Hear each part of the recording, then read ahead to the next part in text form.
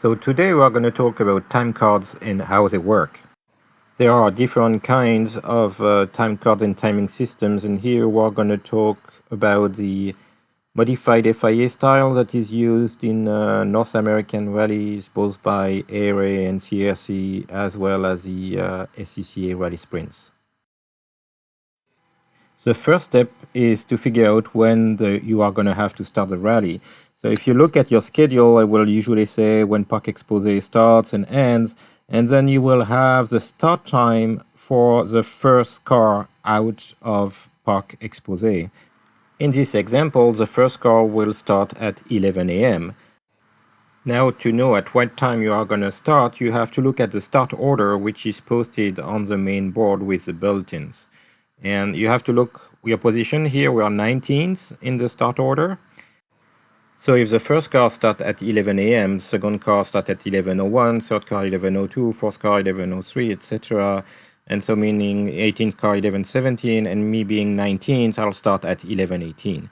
It's also useful to look at the numbers of the cars in front of you. That means here car 491 will start 1 minute ahead of me. I'll be just 2 minutes behind car 118 and 3 minutes behind car 35. So I have to line up behind car 491, and as soon as the car is released at 11:17, the workers will wave me to the start line and hand me my time card, and at 11:18 I will be leaving the start line, and they will give me the countdown few seconds before 11:18. When you receive your time card, make sure the start time and car number are correct before leaving. Now you are on transit to your first stage, and you are following the direction in the route book.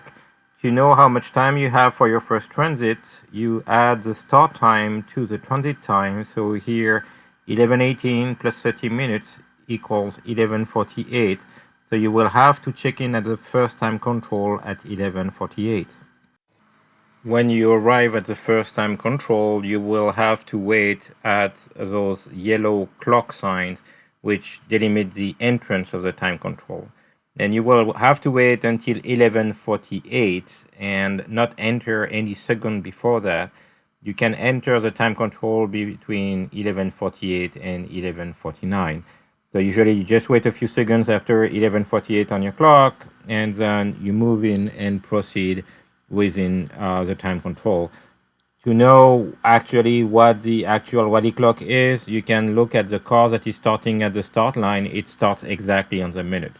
Then you move to the time control, hand out your time card, and if you did everything right, the workers should work 11:48 on your time card as the proper time.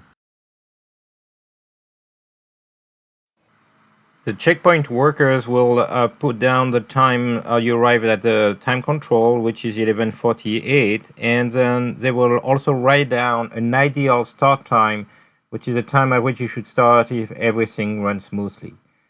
They will give you the time card back, and then you will move to the start line, where they will actually write down the exact start time at which you are going to start. Here we assume you start at 11:51, so you will have 11:51 on your time card. Then you wait for the countdown on the start line, then start at 11:51 and drive as fast as you can until you cross the finish line. When you arrive close to the finish line, you will first cross the yellow checkered flag, and then the time will stop at the red checkered flag. Then you will proceed slowly to the time control, where you will hand your time card. There, the workers are going to put down the finish time at which you finish the stage, and from there you can do the difference between your start time and finish time to calculate your stage time. In this example, we started at 11:51, finished at 11:55 and 33 seconds and a half, so our stage time was 4 minutes 33 seconds and a half. To know at what time you have to get to the next time control, you have to compare your stage time with the lateness time. Here, the lateness time is 7 minutes, and we did the stage in 4 minutes and 33 seconds. You take the longest time of the two. So here we are going to take the 7 minutes, and add them to our actual start time. So we add 7 minutes to 11:51, and so that gives us a start transit time of 11:58.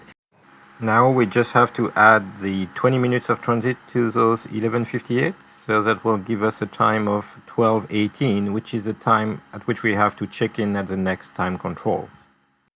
The time cards at the rally sprint are pretty similar. The main difference is that there is no park expose, so there is no transit to first stage. You are handed the time card directly at the beginning of the first stage with your the time you showed up at the start line. And the same thing when you finish, you compare your stage time with the lateness time, which can also be called buggy time. So in this case here, we finished the stage in 4 minutes 33, like previously. Boogie time was 6 minutes. It's larger than the stage time, so we are going to add that to our actual start time. So 11:51 plus those 6 minutes of boogie, and then we have 10 minutes of transit, which means we'll get to the start of the next stage at 12:07. So now we are going to talk about what happens if you take more time than lateness or bogey time to complete the stage. So here in this example, we arrive at 12:18 at time control number 2. They give us an ideal start time of 12:21. Things are running a bit behind, so we have an actual start time of 12:25, and we got a puncture on stage or some problem, and it took us 30 minutes to finish the stage, and we finished at 12:55. So now, if we compare our stage time to the lateness time, the stage time is greater than lateness. So when we are going to compute the time to get to the next stage, we are going to take the 30 minutes of stage time instead of the lateness time. So the time for next stage is going to be the actual start, 12:25, plus the 30 minutes of stage time, which is going to be 12:55, and to which we are going to add the 25 minutes of transit, which is going to give us 13:20 as a time for getting into the next stage. So sometimes the rally is running late and you will arrive at the time control and all the cars will be lined up. Nobody is moving forward. You will see drivers coming out of the cars. In our example, we have to check in the time control at 13:20. And if you arrive at 13:18 and you see that there is more than 3 or 4 cars in front of you, that means you won't drive into the time control on time. So the co-driver will have to get out of the car and walk to the time control, wait at the yellow sign until it's a proper minute, and at 1:20 walk into the time control and hand the card to the worker. Make sure you have the correct time written in the ATC in box, and then the worker might keep the card, give it back to you. You might have an ideal start, you might not have one. Usually everything is going to be sorted out when you are going to finally drive through the time control, at which time you will have an ideal start, and then when you get to the start line, your actual start. When you complete your last stage, you do the same thing. You compute your time to the next time control, which in this case will be service, by comparing your stage time with lateness time. Take the longest of the two. Here, 37 minutes is longer than our stage time, so we're going to take our actual start at 1:40, add those 37 minutes of lateness, 40 minutes of transit, which means we are going to have to be at service at 14:57. When you enter the time control at service, they will write down your time. It's a good time to take a picture of your time card to keep for your records in case you get issued penalty later on, and if you want to double check your math that was on the time card.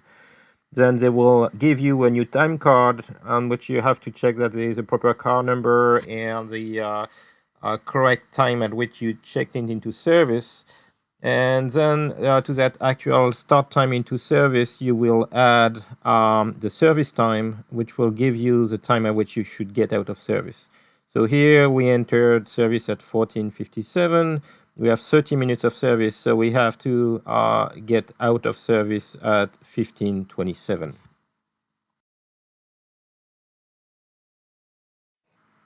A regroup area is usually just after a time control to reorder the cars and make faster cars start in front of slower cars.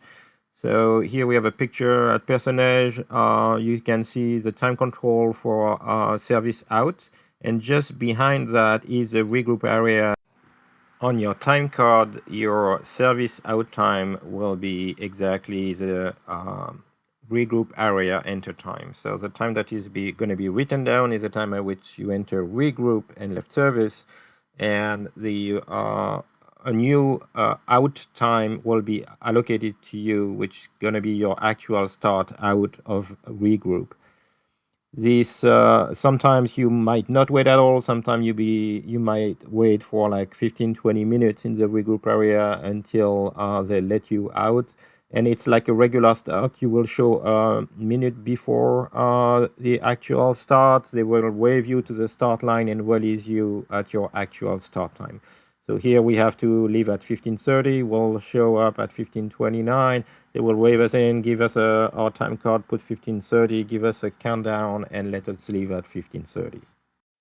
After that, it's like a regular transit. You add your 30 minutes of transit. So here 15:30 plus 30 equals 1600, and we'll have to show up at the beginning of stage 4 at 1600.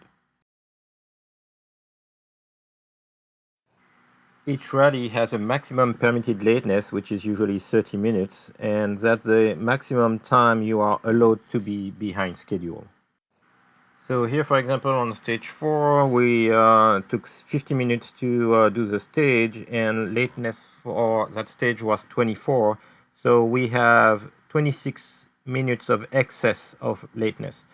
So that comes toward the maximum lateness. So let's say if in the previous loop, we already had accumulated 6 minutes of lateness, like here on SS2, you would have 6 minutes of lateness in the first loop, plus those 26 minutes of lateness in the second loop. There would be 32 minutes of lateness. As soon as you exceed the maximum lateness of 30 minutes, you are automatically DNF, do not finish. Note that you can also accumulate lateness in service. It's not only stage times, but if it takes too much time to fix your car and you get out of service more than 30 minutes late, then you will have a DNF as well. When you finish the last stage of the rally, it's the same principle. You compare your stage time with lateness, add hopefully lateness to your actual start. So here we started at 2100, 43 minutes of lateness. That gives us 2143, to which we add our transit time for final time of 2223 to show up at the final time control. When you arrive at the final time control, they might wave you in before your actual time, in which case they are going to ask you what time you want on the time card. Make sure you do your math correctly. You don't want to check in early and you have a minute of penalty per minute early, 10 seconds of penalty per minute late. So be exact in your calculation and double check that the time written on the time card is the one that you really wanted. And then proceed to Parc Fermé, and congratulations on finishing the rally.